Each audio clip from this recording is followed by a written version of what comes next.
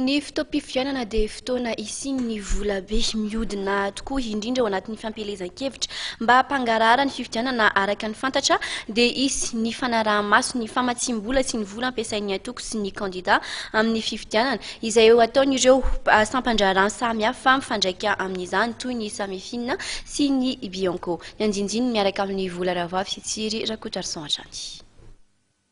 Iara-iasa ny bromaleo tena misahana ny ady amin'ny kolikoly, ny bianco, ny sampandrara misahana amin'ny ady amin'ny famatsiam-bola, ny samifina ary ny hisy na ny comité pour la sauvegarde de l'intégrité amin'ny fitiliana amin'ny vola ampiasain'ny antoko politika sy ny kandida amin'ny fifidianana izay ho tanterahana eto amin'ny firenena.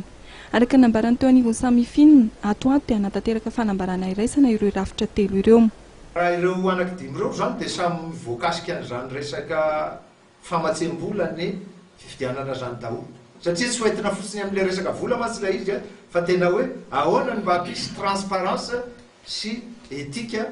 amin'ny fifidianana eto amintsika dia hisy zany andraikitra zay ifampizarana ao anatin'io zavatra io. Mikasika ny tompon'andraikitra politika sara-panjakana araka nambarany teo anivon'ny samifina dia tsy mandray anjara mivantana amin'ny fanaraha-maso ny compte ny samifina saingy mandray kosa izy ireo ny fanambarana fiahihina avy amin'ny banky na rafitrafa. Reo olona zay mitazona fahefana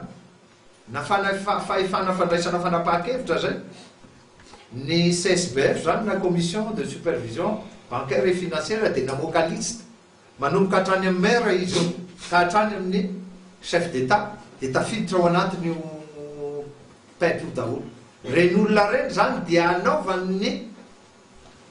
institution assujetti fanaraha-maso manokana tsy zahay ny manara-maso fa ilay institution assujetti. Araka ny fanazavana dia fanambarana fiahihina momba ny compte-na tompon'andraikitra politika iray ny voarahin'ny samifina ny taona 2024 eny anivon'ny fitsarana andraraha amin'izao fotoana izao.